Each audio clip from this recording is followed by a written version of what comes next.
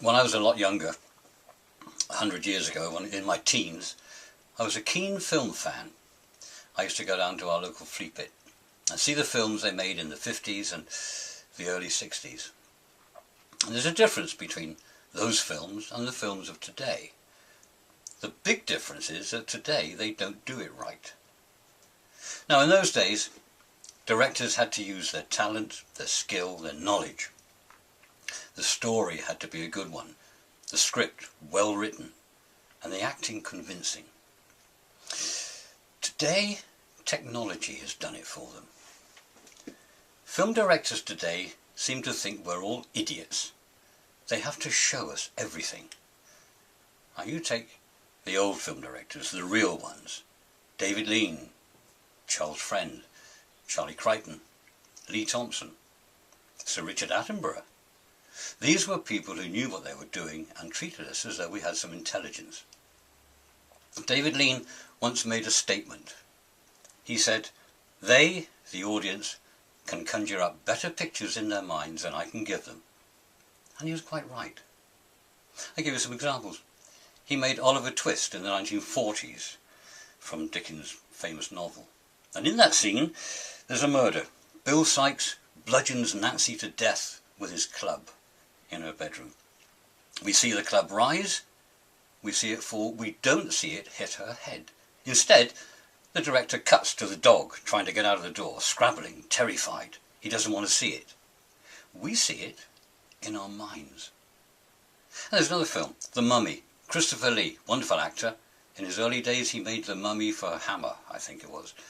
And there's a scene where the mummy comes in through the French doors, walks across the room, and his Egyptian servant, who has deserved death, kneels in homage at his feet and lays his head on the ground. The mummy raises his great bandaged foot and places it on the head, and the camera tilts up the mummy's body to his face. And we hear crunch. And we know what's happened to that man's head. It's been squashed. Today, directors think that we wouldn't get that, so they've got to show it to us. If a soldier gets his head blown off, they have to show us everything. We see the head burst in a great mass of brains and bone splinters. Well, we know it's a dummy that they've done it to, or it's a computer-generated image, and we don't believe it. We can't believe it. They wouldn't do that to an actor. Back in the 50s, we did believe it, because it was real. So real, it was too awful to show us.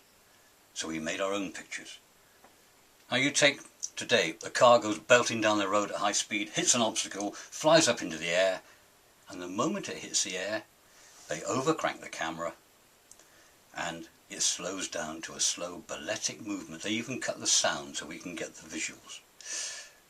Bullets. Somebody takes a machine gun and fires at someone, misses, and along the wall comes a great long line of sparks and explosions. Well, how can a nickel-jacketed lead bullet hit a brick wall and explode like that? They don't do it. You don't get this great string of chain reaction fairy lights. But they have to show it because they think that we're so thick we've got to see it. Bullets don't do that when they hit the wall. I know, I've done it. Spaceships, you get a science fiction film. Spaceships are out in space, firing at each other with lasers. One of them explodes in a great blast of sound. Well, there's no air up there. It's a vacuum. Sound waves travel through air. If there's no air, there's no sound. But no, they've got to give us a big bang. A great error of judgment. Steven Spielberg, normally a competent film director, he knows how to do it because his hero was David Lean. He made Saving Private Ryan. Well, okay, the assault scenes on the Normandy beaches were well done. You can't get closer than that for reality. But for the rest of the film, his camera is jiggling around all over the place to build in false excitement, because we wouldn't understand it. Even a conversation between two soldiers behind a wall, they've got to jiggle the camera around. Now the camera is a window onto the story through which we are looking. The moment it moves, it becomes an obstacle between the viewer and the action. We are reminded there's a camera there. You never get that with a David Lean film. It's false excitement. The writers today aren't what they are. Go back to the 50s. The greatest musical MGM ever made Singing in the Rain. Still great, still entertains. Well, there's a scene there. One of the leading actresses, a dumb blonde, she's playing the part of a film star. She's addressing the audience and she says, "If we have brought some joy into your humdrum lives, it means all our hard work ain't been in vain for nothing." It's a funny line. It's well done. You remember it from the film. Take Casablanca. The great irreplaceable Humphrey Bogart. He says, "Play it again, Sam." And Dooley Wilson sits at the piano and gives us as time goes by. Actually, I think Bogart said, "Play it, Sam." And if I were to say to you, "You're only supposed to blow the bloody doors off," well, we all know where that came from. Can you recall any memorable lines from Avatar, Lord of the Rings, Titanic? Can you remember any of the script at all? Well, of course you can't.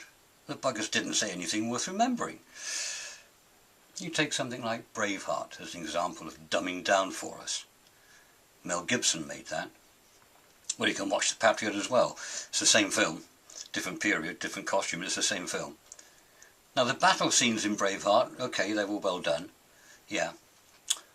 But they weren't fighting those battle scenes on farmland, where people were tending the crops with flocks of sheep and things. This is 12th century Scotland, up in the Highlands. So who cut the grass? You see, he thought we wouldn't get the action when they do their charge. We wouldn't get the swirling kilts and the flashing legs if the grass was waist high, dotted with Scottish thistles. He thought we wouldn't get it. It's an insult. Now, Titanic, getting back to that one. A simple story. The world's greatest liner hits an iceberg and sinks on its maiden voyage. That's it. That's the story. Nothing more. But that's not good enough for the film director. He didn't have the competence to make that into a story. David Lean could have done with today's money. No, he had to put in some spurious love story between two cardboard characters, a missing diamond, chasing each other with guns. He gets chained to a pipe and she chops it off with a chopper. Yeah, easy, you try that. Then they've got to bring in the strobe lights. Got to find an excuse for that, because the water's coming in the ship. No, it doesn't work like that. If you get water on the electrical system, you're going to get one big flash and everything goes off. Well, I've got a few DVDs, about 50 of them. Very few of them are made after 1970. So, if you like, you stick with your CGI stuff. I'll stick with my imagination. And I'll bet at the end I've got better pictures in my mind than you have.